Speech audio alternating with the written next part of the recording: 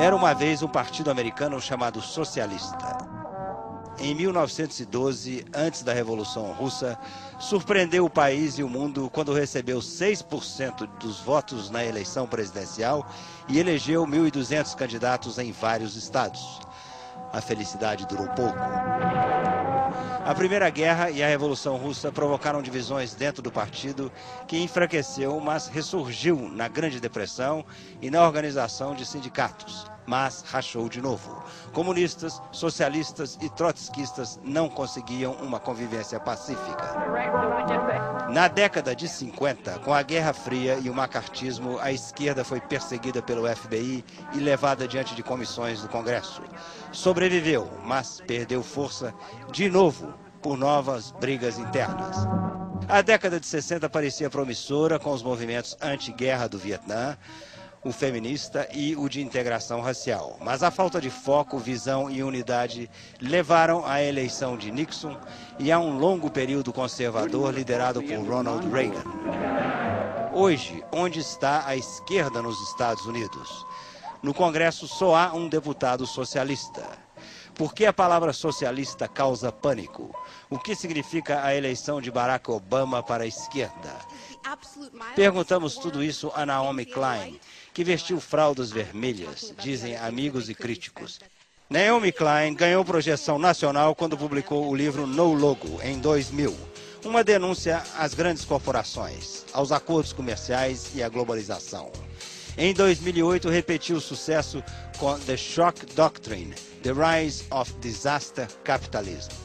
Uma condenação dos neoliberais que usam momentos de crise no país para transferir o dinheiro dos cofres públicos para os ricos. Thank you. I think maybe in Brazil we have a different notion of left and leftism.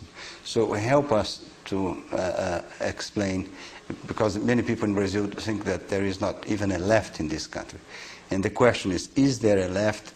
Where is it? And where are you in this, in this political universe? I'm Canadian, Yeah. so I come in and out of the United States, but I actually, even though I do most of my work here, I like not living in the United States. I think it helps me remember what's possible in a way, you know, that it is possible to have universal health care, you know, it is possible to have public support for the arts and things like this. But I think by Brazilian standards of the left, the left in the United States is extremely weak. And the reason why it's so weak is because it's really been a casualty of the Bush years, I would say. I think that before Bush was in office, we were seeing that there was an independent left emerging. If you remember the protests in Seattle 10 years ago. And that built, and the United States, not only was there a left, but it was a left that was more internationalist than it has been for a long time. Well, you know, what happened was, first of all, was September 11th. And you know, Americans are very prone to patriotism. But I also think it's important to understand, and I think Latin Americans understand this very, very well, is that, you know, when you have states that are using surveillance, torture, language, you're either with us or you're against us, it doesn't just affect the people who are specifically targeted. It sends a chill through the whole society. And that movement that I was a part of, you know, in Seattle, you know, in Genoa, that movement was afraid, became afraid to be associated with terrorism, became afraid of being accused of being anti-American. And while the rest of the world, and particularly Latin America, that critique of neoliberalism and these independent social movements continued to build, continued to grow stronger, and in some countries strong enough to take the government.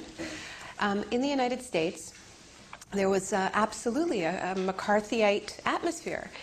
And then there was a pretty strong anti-war movement. You know, once that sort of, after that initial fear ended and the invasion of Iraq began, you did see very, very large demonstrations, you know, against the administration. You think that's the left? I mean, well, no, even that's gone now. Now that's gone. Because then this sort of insanity said, not insanity, but kind of mania, which is, I think, really understandable, where people felt that the only thing that mattered was to get rid of Bush.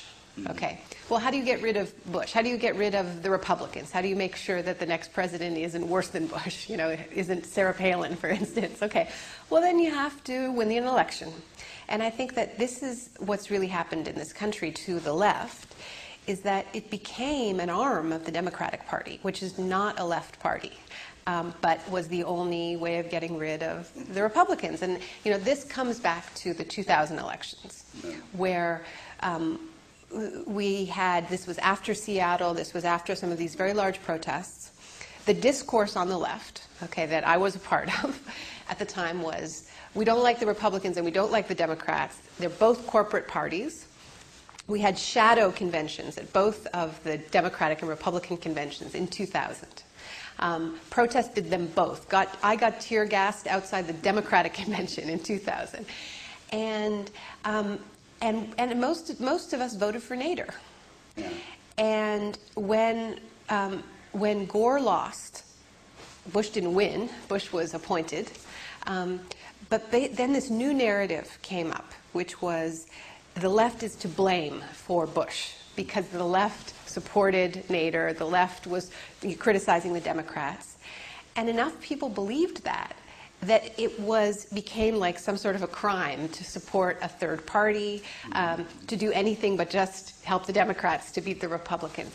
And that is what happened to the American left. In this map, this ideological map here or in Canada, where do you fit it? Left, center, left of the center? Where is the center then?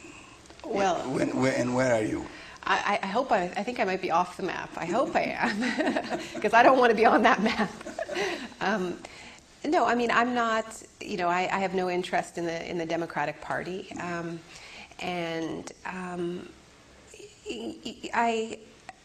think that the whole idea of what is acceptable to say